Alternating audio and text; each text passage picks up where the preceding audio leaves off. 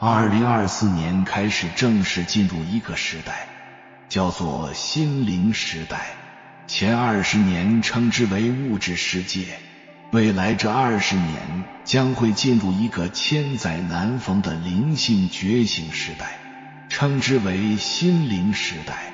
在这个灵性觉醒的时代，我送给所有的修行者一句话：心不修，无灵可悟。你知道吗？一个人经历的苦难越多，他就越容易开悟。有一句话叫身不苦则福禄不厚，心不苦则智慧不开。如果你经历过生离死别、背叛，或者一段特别痛苦的情感，都是有可能让你大彻大悟的。所以如果你正在经历人生的低谷，那一定不要自暴自弃，因为你要相信这个困境才是你获得智慧的最佳路径。人一旦开悟觉醒以后能看见什么呢？人一旦开悟，灵魂一旦觉醒，你就再也不可能陷入到以前那种愚昧无知的状态中，你会活出自我，活出全新的自己。你的人生从此会彻底的改变，你仿佛脱胎换骨，获得了第二次生命。所以一个觉醒的灵魂真的是无价的。在觉醒之前，人们都愿意证明别人的愚昧，但是从来不愿意面对自己的平庸。但是觉醒之后呢？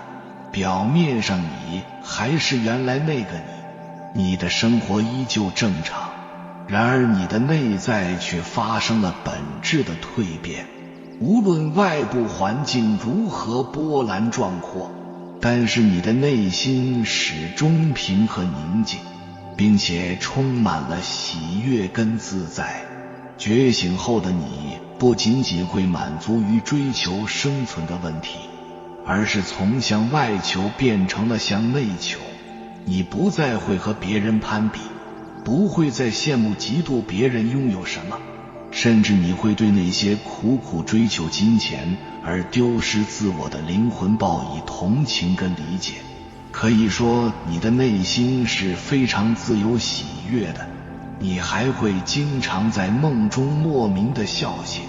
对和你一样的人而言，未来的生活是一个自由度、喜悦度越来越高的时代，现实的思想框架也会越来越少，他们会越来越活出你们自己想成为的样子，活出自己生命的精彩。但对于另外一部分人而言，未来只是会越来越封闭的时代，他们封闭在自己的思想认知里，封闭在自己的信息框架里，甚至封闭在自己的幻觉里。决定每一个最终归属的就是我们的灵魂觉醒程度。这个世界上最可怕的事情是什么呢？就是我们一觉醒来，世界已经不再是原来的世界了，但是你还是原来的那个你。知识引领的时代已经过去了，智慧引领的时代已经悄然到来，而选择的智慧更新就是来自于灵魂的觉醒。觉醒是一件非常神奇的生命体验，就像是灵魂归位，像是思想的突然进化，像是机器人突然有了自我意识，突然有一天就开始掌控了自己的人生。而当自我醒来的时候，你会站在一个更高的维度去观察这个世界，去觉知你的这个肉身的起心动念。你会更加了解自己，去认识一个真实的自己。你会观察自己，并且最后成为自己，活出自己。接下来给你一剂猛药，不是谁都能接得住，你先试试你能听懂多少。如果有一天你突突然活明白了，你会瞬间感觉自己以前活得就像个傻子，以前非常在意的东西其实根本不值一提。这个世界很多东西都是虚构的，国家、法律、宗教、社会、婚姻，包括你的诸多认知，人们被这些虚构的东西框定，教育渗透，被虚构的概念分成了3、6、9等，被分配到各个地方，过着不同的生活。他们看到、感受到和领悟到的都不一样，因此又生出更多虚构的认知和规矩。所以除了自然规律以外的所有道理、思想，包括书店里的那些全部著作，都是人为编撰的。他们其实并不一定非要这样，所有这些都可以根据不同的条件和维度去尝试、打破和改变。而那些已经破局的人，无一例外都是在经历过一些事情之后，突然发现原来根植于自己内心的那些最深处的，原来自以为绝不可动摇的东西，其实还可以这样或者那样。这个时候他们才会醒来。如果你听懂了以上说的内容，请点赞保存并接着往下看，因为接下来我将带领你直接破局。佛家有个词叫无生法忍，这句话形容了忍辱的最高境界，意思就是当你自己根本没把这件事当成一回事的时候，就不存在什么忍辱。就像一只虫子天天在你窗口对着你叫骂，你除了觉得好玩以外，它即使骂得再脏，你也不会觉得委屈和羞辱。这件事说明了，只要你不在乎，人和虫子其实并没有什么区别。当年子贡对孔子说，有个郑国人说你像一只丧家的狗。子贡以为丧家狗这3个字会让孔子恼火，但孔子一点也不觉得生气，反而笑着说，丧家狗很对呀。再举例说明，当年韩信走在大街上，一群人为了为难他，带头的那个人要他从胯下钻过去才放过他。就在这个时候，韩信受到了著名的胯下之辱。很多影视剧把这一段演绎的充满了快要憋屈死的屈辱，但如果你自己去看原著的话，你会发现韩信可能根本没把这当成一回事。对他来说，他赶着要去办重要的事，只要从这个无赖的胯下钻过去，就能省时省力地打发掉这群弱智，然后他随意就完成了这个简单的动作。所以没有屈辱就这么简单。因此这个世界充满了各种说法和概念，什么是真，什么是假，什么是好，什么是坏，甚至什么是对，什么是错。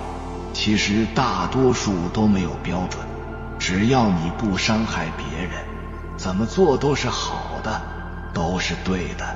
开窍前遇到误解，恨不得解释个3天3夜，把心都要掏出来给别人。开窍后遇到误解，一般不做过多的解释。开窍前丁是丁，卯是卯，认为很多东西都神圣不可侵犯。开窍后走哪算啊？见人说人话，见鬼说鬼话，对方爱听什么就说什么，因为他们只能听见这些。例如说你是老狗的，如果你把自己局限在老狗这个词的贬义里，你就真的是狗，让你钻裤裆的。如果钻个裤裆，说2句好话，赔个笑脸就能办成件大事，甚至还能拿到个大结果，何乐而不为呢？那如果被误解了呢？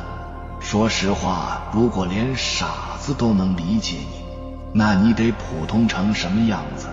其实说了这么多，就是想让你知道一切都无所谓，这个游戏好玩着呢，不要只在别人给你划定的小圈子里打转，你完全有能力跳出来，甚至成为游戏的设计者，让别人都成为你游戏里的 NPC。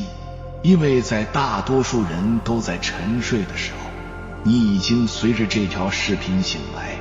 最后给你说说我一直认为的，一个人从懵懂到通透需要走过的4个阶段。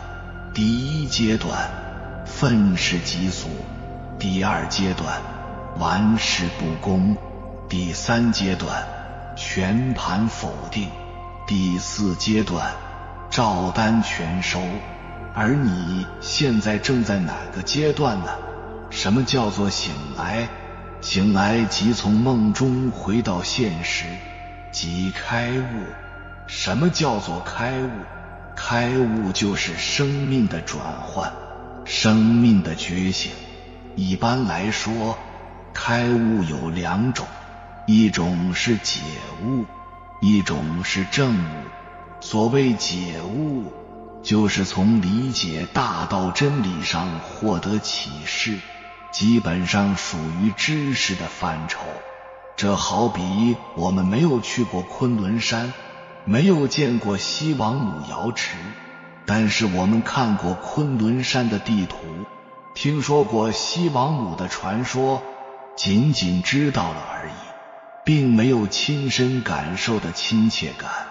而证悟则是一种亲证的境界，就是我们不但去了昆仑山，到了瑶池，还亲身感受到了西王母的慈悲。这种亲身的感受是无法用语言来表述的，只有自己通过修正才能体验。所以只有解悟是不够的，在解悟的基础上修行，以达到证悟的境界，这才是觉醒。也就是说，悟道是生命的转换，生命的觉醒，从有限的生命迈进到无限的生命，从迷惘的生命进入到觉悟的生命。从迷到悟有多远？一念之间，如此而已。觉醒是人生最根本和最重要的巨大能量。就生命本质而言，人的一生必须有一个超越的立足点，而这个立足点正是信仰和自身智慧给你的。所以回归大道的修行路上，拥有信仰和智慧，你就必须具足3个基本觉醒，即生命的觉醒、自我的觉醒、灵魂的觉醒。生命的觉醒。每个人来到这个世界上，首先是一个生命，也终归是一个生命。这是一个多么简单而深刻的道理，却很容易被我们忘记。这是因为在每个人生命的一切力量里，潜藏着一种巨大的能量，往往被人忽略，那就是觉醒，来自生命的觉醒。觉醒中，我们了解的是这个世界背后的创造法则，我们自己与这个世界的关系，如何让我们离苦得乐，甚至了脱生死的法则。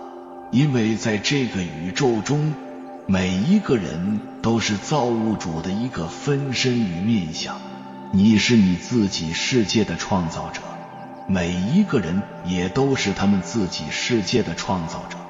也就是说，这个时空世界里所有的一切，大到星辰，小到尘土，都是源头所创造，我们所有的人都是源头的分身，即宇宙是我，我就是宇宙，我们与宇宙万物，所有的人都是一体的，而我们生长的这个世界上所有发生的事情都在造物主之内，没有好坏之分，我们所看到的好与坏只是自己的分别心而已。所以你生命的所有面向，你生命的所有经历都是被允许的，只是体验的一部分，我们正是通过这种体验来成长，继而觉醒。这个成长包括去认知自己，认知世界，认知大道，跳脱二元对立的评判，跳脱生命游戏的轮转，完成与源头合一。3000世界，众生灵长，人欲蜕变，必先自觉。我们必须清楚地认识到，时空维度下的人类毕竟和宇宙万物不同，因为我们是精神性的存在，你还是一个灵魂。外在的力量，诸如权力、财富、名气、地位，也许可以让你活得风光，但是唯有内在的力量，才叫人流连在生命的意义里饱满丰盈。因此我们必须把内外区分清楚，否则就是本末倒置。生命的觉醒就是一场经历，经历什么就会成为什么。生命的结果是我们经历的总和。既然在社会上生活，有些外在的追求当然就不可避免，也无可非议，只是需要懂得透过这些追求去发现自然的生命。牢记你就是一个生命，经常去聆听它的声音，去满足它的需求，这是本质上的需要。人类就是要透过这些本质的需求去发现自己自然的生命，包括与自然和谐相处、健康、安全等等，也包括爱情、亲情、家庭等自然情感的满足。你诚然可以去追求其他种种复杂的快乐，可是倘若这种追求损害了这些单纯的快乐，其价值便没有任何意义了。原因很简单，生命本就是单纯的，财富、权力、地位、名声等等完全是后来添加上去的社会堆积物。真正的大智慧是其大无外，其小无内。这种至高无上的境界即是无我。而当你把权力、金钱、官商看作一个人成功的标志，不停地去追求那个被标上成功的结果时，就会忘了当下的节奏，只活在了过去与未来。在这个过程里，你就陷入了追求结果我值的困境。通俗来讲，就是画地为牢，让你陷入纠结与痛苦。这就是为什么人的欲望在满足后，越追求越痛苦，永远满足不了，像个无底洞。那就是人性痛苦的根源，也是恐惧的源头。所以看清楚这些，你就会活得自在、圆满。所以生命的觉醒，实际上就是生命开悟过程中的一次大碰撞。经过一次大碰撞后，我们内心深处就接受了一次彻底的心灵进化，得到了一次升级转换，于是从有限的生命进入到无限的生命。如此，我们真正的修行也才正式开始。当下这个时空，越来越多的人开始对生命的真相感兴趣，也是因为地球正要进入一个全新的时代，意识维度的提升，人与人之间心与心的链接，爱的交流，天堂在地球显化。所以在这辈子发愿修行，我渴望体悟宇宙真相。这个时空点的修行进度会很快，如此我们当时刻告诫自己，在通往宇宙大道的路上，唯2种错误不可犯，其一半途而废，其二从未开始。所以让自己的生命觉醒吧，点亮自己的灯火，做自己的一盏明灯，去认识自己的智慧，行持正法，专注自己的内心，向自己皈依，勿依赖他人，一切皆无常，将自己安住其中，精进不懈，永不认输，直至生命的觉醒。2. 自我的觉醒，回归路上3大觉醒，唯自我的觉醒最难把握。所谓自我觉醒，并不是我们表象上所认识我的觉醒，而是你中有我，我中有你，是个体自我变为普遍自我的过程。在这里，你不但是一个生命，而且是一个独特的生命个体。这个自我是不可重复的，你只有一个人生，因此对你的人生负责，实现你称之为的价值，是你的根本责任。我们经常把我搞错，把我的，我占有的搞成我，这没有办法，因为我其实是一堆概念、执拗、经验的综合。换句话说，你不可能真正找到一个我，但是意识上的我却是可以无限扩大的，这就需要扩大觉察，按照一定方法扩大到最大，就会觉醒。这个时候我就回归了本我，有的书上叫做大我，觉者的道者。所以我只是觉醒之前要消失的妄念，这个妄念让你看待任何问题都强加了自我的判断，带着判断，你的世界里你就总会是对的了，你会看不到真相，所以你的决策就不会科学。唯有不加以判断，才可能看到投影世界的真相。古往今来，科学的发展，历史的严惩都告诉我们，人或者整个人类，只有在知道自己错误的地方，才开始迈出第一步，而知错并知道改正，第2步才算迈开，也只有这时前进才真的发生。